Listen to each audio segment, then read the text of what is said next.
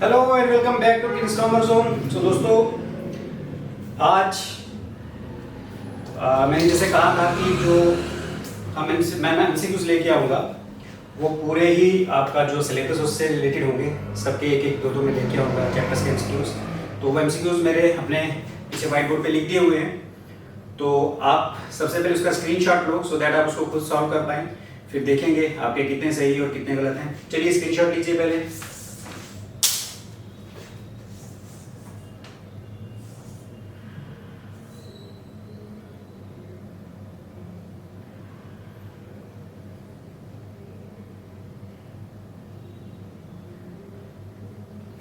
So I hope सबने screenshot ले लिया। तो शुरू करते हैं आज का topic. ABC deal in buying and selling of furniture. Furniture ABC कोई कंपनी है जो फर्नीचर की बाइंग एंड सेलिंग करती है, यानी वो फर्नीचर में डील कर रही है। तो फर्नीचर उसके लिए क्या है? So option is goods for ABC, assets for ABC, C is intangible assets, D none of these। तो मैंने आपको पहले भी बताया था कि जिस चीज में हम डील करते हैं, जिस चीज का हम बिजनेस कर रहे हैं, वो कोई भी हो, उनको हम अकाउंटिंग टर्मिनोलॉजी में गुड्स कहेंगे। So it's goods for ABC। A is the right answer. Second is voucher is prepared from. Voucher हम कहां से प्रिपेयर करते हैं? Option is A documentary evidence, B journal entry, C ledger and D none of this. तो जो vouchers होते हैं वो हमारे एविडेंस होते हैं कि दो लोगों के बीच कोई ट्रांजैक्शन हुई है, तो उस एविडेंस को हम डॉक्यूमेंट्री एविडेंस बोलते हैं। तो answer is a. Next is a creditor of 9500 is settled bye final payment of 9000, how will it affect the capital? एक क्रेडिटर 9500 का है जिसको हमने 9500 का जिसको हमने 9000 की पेमेंट की, यानी हमने किसी का 9500 देना था लेकिन फाइनल पेमेंट हमने उसको 9000 की। इसका मतलब 500 रुपए हमें बच गए, वो हमारे लिए गेन है। So how will it affect the capital? ये कैपिटल को किस तरह से अफेक्ट करेगा? ये अकाउंटिंग इक्वेशन का क्वेश्चन है। तो option is A increase by 9500, capital 9500 increase हो जाएगी। B decrease by 9500, capital 9500 decrease हो जाएगी। C increase by 500, capital 500 increase हो जाएगी। D none of this. देखिए दोस्तों, सिंपल है। जब भी हमें किसी ट्रांजैक्शन में प्रॉफिट या फिर लॉस होता है, उसकी एडजस्टमेंट हम कैपिटल में करते हैं। प्रॉफिट है तो ऐड है, लॉस है तो माइनस। तो यहाँ पे हमें प्रॉफिट हो रहा है क्योंकि हमने किसी को 9500 की पेमेंट करनी थी, उसने फाइनल सेटलमेंट हमसे 9000 में कर ली। इट मींस 500 रुपए उसने हमें डिस्काउंट दे दिया। सो हमारे लिए ये प्रॉफिट है। तो प्रॉफिट हमारी कैपिटल को इंक्रीज करेगा, लेकिन कितना? 500। So answer is C, capital हमारी इंक्रीज हो जाएगी 500। Next is which of the following is the rule for debit of nominal account? इनमें से कौन सा है जो नॉमिनल अकाउंट का डेबिट का रूल है? So option is A debit the receiver, B debit what comes in, C debit all expense and losses, D none of these।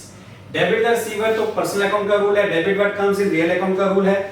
तो नॉमिनल का रूल क्या होता है? Debit all expense and losses. अगर आपको rules याद है तो आप आसानी से इसको टिक कर सकते हो, जो भी सही है आप उसको टिक कर सकते हो। Next is a bank reconciliation statement is prepared with. एक बैंक रिकंसिलिएशन स्टेटमेंट हम किसके साथ बनाते हैं, यानी उसकी शुरुआत में क्या लिखते हैं?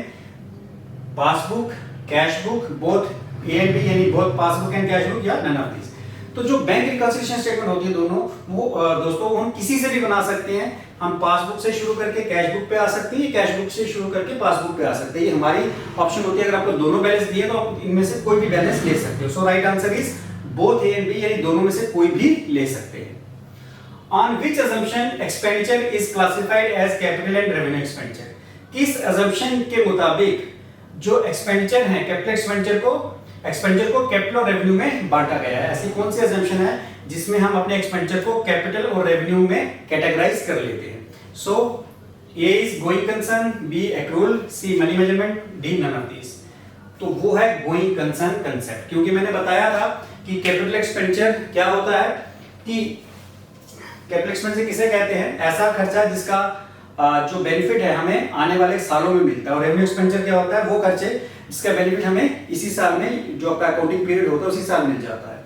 तो जब वही कंसर्न कंसेप्ट हमारा ये कहता है कि बिजनेस चलता रहेगा सालों साल, तो फिर हम इन एक्सपेंडिचर को कैटेगराइज कर लेते हैं कि रेवेन्यू वो हो गए जो इस साल का खर्चा है, और कैपिटल वो हो गए जो आने वाले साल, जिनका बेनिफिट हमें आने वाले सालों में मिलेगा। क्योंकि गोइंग कंसर्न कंसेप्ट यही कहता है कि बिजनेस एक इनडेफिनिट पीरियड के लिए चलेगा।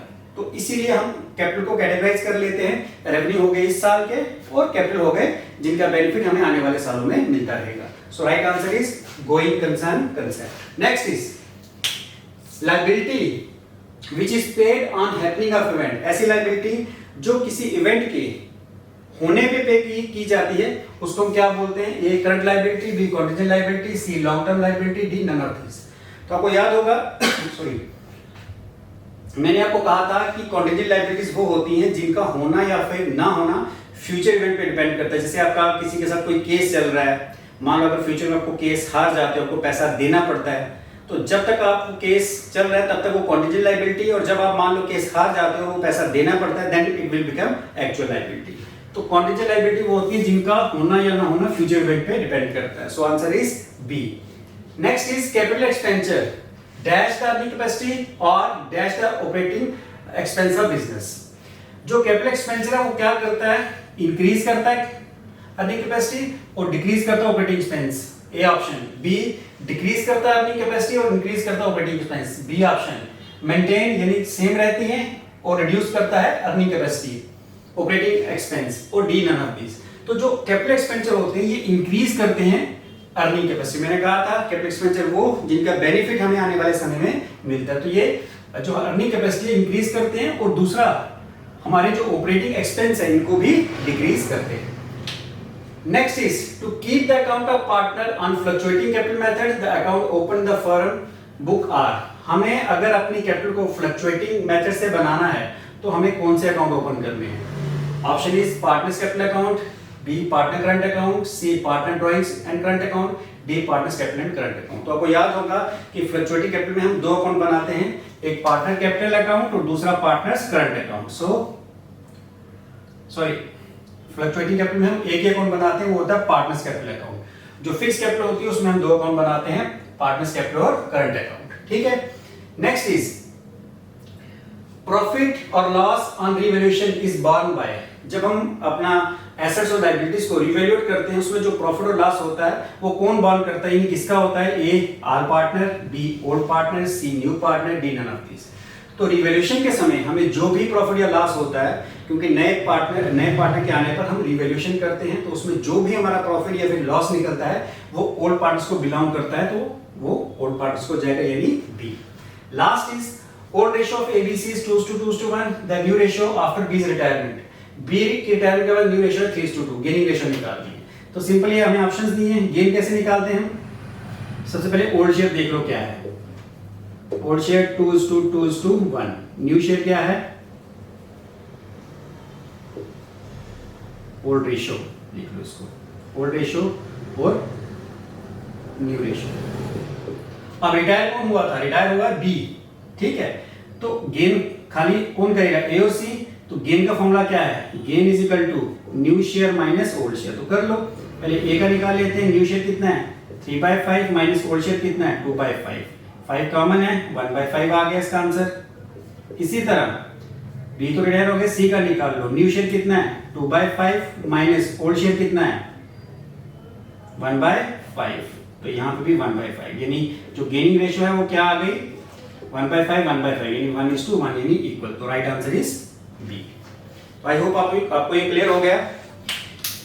सो नेक्स्ट टॉपिक जो होगा फिर से पार्टनरशिप का पूरा जो पार्टनरशिप है उसका पूरा basic concept, admission, retirement, death और डिसोल्यूशन, इन सब का जो है मैं टेस्ट लूंगा, एमसीक्यूज दूंगा आपको करने के लिए।